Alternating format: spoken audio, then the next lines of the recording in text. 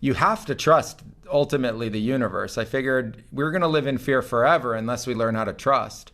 And so I figured, well, what can we trust? What's truly trustworthy? And then I learned, instead of thinking nature is something that's scary and separate from us, we are nature, and nature is ultimately trustworthy. It's completely trustworthy.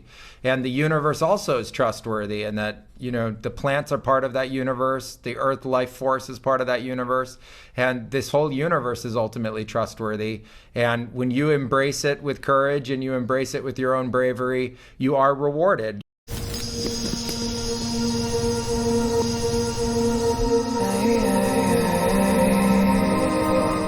My second night, it was, one of the scariest nights of my life.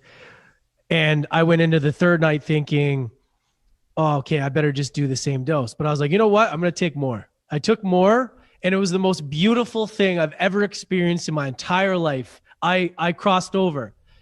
And did it get a little bit scary, overwhelming? Yeah, but I had this I mean, it's hard to quantify in words, and it's I saw different realms. I felt this connection to life force energy, universal intelligence. I was like, this is the most powerful fucking experience I've ever imagined. And it was just so draining that the next day I was like, cause I was up all night, man. I had energy. I was writing. I was dancing. I was I've never felt like that in my life. And the next day I was so drained that I was like, okay, I'm just going to take half that. I'm just going to have an easy night. But you're right. It's it knows, and it rewards you for your bravery. It rewards you for your courage. It's oh, you really stood up to it, even though you were scared. But instead I backed off and I got my ass kicked because I knew inside I could have handled it. And that was the lesson. It was just trust yourself. You got this, And we don't trust ourselves enough in life. And that was my whole message for the whole week. And I think a lot of people listening as well. It's we're resilient beings. We can handle it. We just got to trust and believe. And that's why that was so powerful. Cause I'm I get it. I get it. That's how life is. That's how we have to live. If we're not believing and trusting in ourselves, then we're never going to really get to where we want to go. Yeah, I completely agree. I mean, that's one of the beautiful lessons from that kind of a ceremony, right? You learn about yourself through that kind of an experience, and you can ultimately take something away from it that's really powerful. You have to trust ultimately the universe. I figured we're going to live in fear forever unless we learn how to trust. And so I figured, well, what can we trust? What's truly trustworthy? And then I learned, instead of thinking nature is something that's scary and separate from us, we are nature, and nature is ultimately trustworthy. It's completely trustworthy.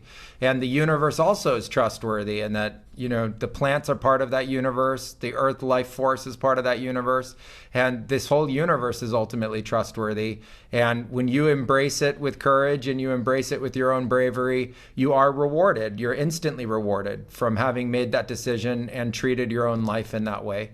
And we just get taught, different fear patterns and different ego patterns that hold us back. And they literally hold us back. They are ways that we ourselves auto-control and hold ourselves back from our greatest potential. And these kinds of ceremonies can help people, understand that, release that fear and release that doubt, and fully awaken to themselves. And then, harness that potential for their own reasons, hopefully good reasons, and reasons that, benefit others. Yeah, that fear response, we're taught to run away or it is a bad thing. But what I'm realizing, it's almost like a message that if you want the little rewards in life, those are the little fear. It's that response. It's almost learn to love that, because you get bliss, you get joy from that. It's those fear doesn't have to be a bad thing, right? I'm not saying go do stupid shit, and risk your life, but those little fears that we're scared of, there's a reason. I feel like there's a reason we're getting that response. It's come do this, lean into this, because we're going to reward you with something on the other side. But we go, oh no, I don't want to experience that. I want to be safe. And then we kind of rob ourselves of that joy, and we play small, thinking about, well, what if I would have done that? What if I would have done that? Would I, and I feel like so many people in life are going through that as well. And it was just such a profound lesson to me, just take into my life. You know, it was one of those main, you know, tools. I was like, I get it, you know? Well, that's fascinating and fantastic. I mean, I completely agree with you. Fear doesn't have to rule or control our lives. I think it's there to be a warning system, and it's there to tell you when something's off. And otherwise, if you move past that and you move past especially those little fears, especially in a safe way, I mean, that's what's really important, is that if you're doing this in a safe way, this is a great way to be able to learn and grow.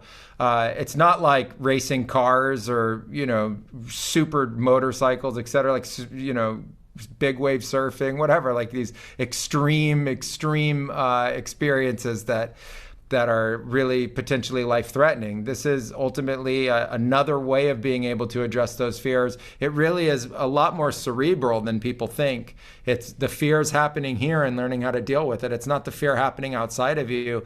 And when you're in a safe place, it's not dangerous to participate in the ceremony. And so you can face those fears, get over them. You can typically see the origin of where they came from. You're like, oh, I learned this from this, you know, family member, or this came in during this period of time in my life. There's usually some context associated with it that, you know, is part of the visionary experience and helps you put the story together about it. And then, of course, there is the release and the moving beyond it, which I think is that, you know, growth mechanism that's so special within these ceremonies.